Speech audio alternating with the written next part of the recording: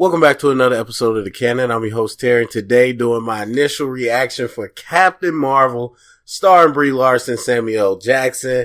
Yes, I've seen it. It's been a while because after the Oscar whole race, I just, it's January, no big movies to go see. So it's been a while since I've been in the theater and did a review, but no better time than the lovely month of March and for an MCU movie. So, this is non-spoilers, my initial reaction. I will follow it up with a spoiler review, after I might see it a second time, and then that's when I'll kind of get my final thoughts on it. But, after seeing it, I would say it's an okay movie. It's a decent movie. Definitely nothing high caliber in the MCU.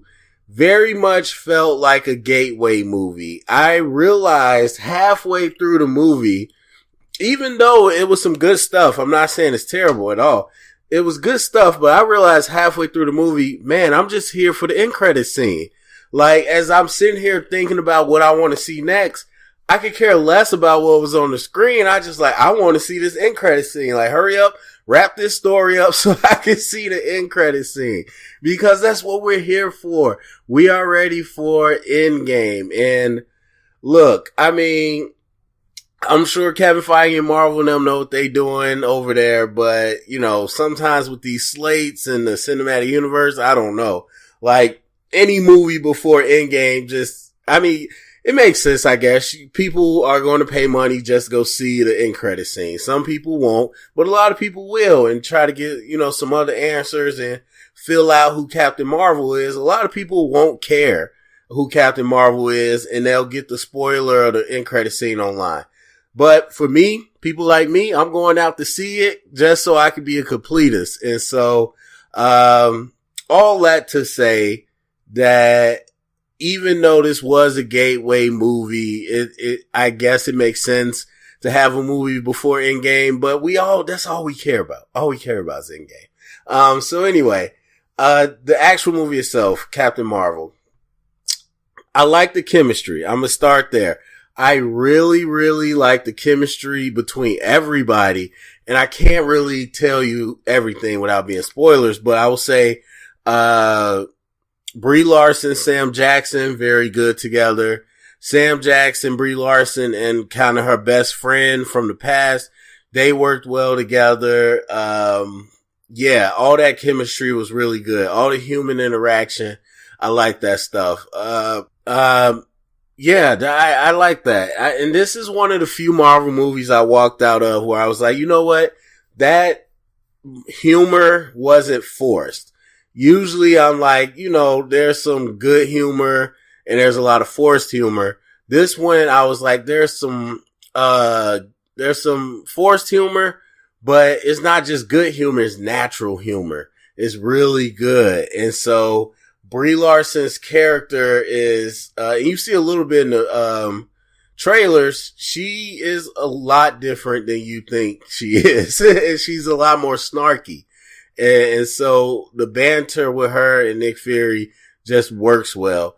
And a lot of people describe it as a buddy cop movie. I wouldn't say that. It's so far removed from cop stuff that I wouldn't say that, but it is a back and forth dynamic. So, that's something to look forward to. Negatives. My big negative is the story. Like the writing, I would say. The story itself, I do have a problem with. It didn't fit. To me, I feel like this movie was one thing, and they had an idea of what this movie was, but the shape of that movie didn't fit into the bigger puzzle of the MCU. So the studio now had to shape and cut and carve it to make it fit into the puzzle piece they needed to go to Endgame. And it kind of changed what the movie should have been, in my opinion. And so there is some zigs and zags that I don't think fit. And the story is just, it suffers from that. Cause there's some things that just aren't explained or aren't explained well, and very dissatisfying from every question that you kind of came in there with. I won't get into spoilers, but I would just say for me, the explanation of her powers and her origin and all this stuff and kind of the situation with the Kree and the Skrulls, it was dissatisfying to me. Some of it was telegraphed. I saw it coming from a mile away. And then a lot of stuff just wasn't good answers. They were bad writing. And so that really disappointed me. But again, Samuel L. Jackson, I think, is the star of this movie. Brie Larson works very well off of him too. And they kind of carry the movie and some surprising action. I did not come here thinking the action would be in my top 3 list of, pros, but the action's up there. The chemistry and the action are definitely the 2 top things. And that's unfortunate, but that's kind of what it is. But they carry the movie enough to be interesting. Cause you have so many questions just by the nature of the movie and the way they set it up.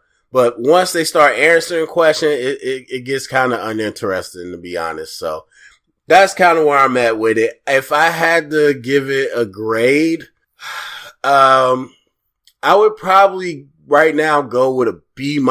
I'm like floating between like a 78 and an 81. And I'll see. I don't have any real desire to go see it again, to be 100% honest with you.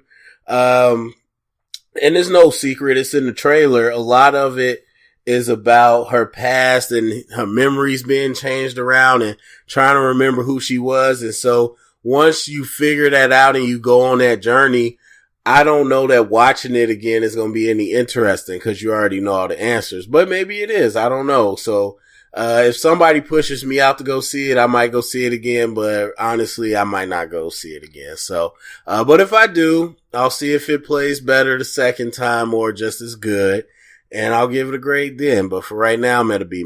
So anyway, have you seen Captain Marvel? Go to the comment section. Let me know what you thought. No spoilers. If you haven't seen it, what are you looking forward to? Thumbs up, subscribe, share it around, get the convo started. And remember, if you heard it here, it's official canon.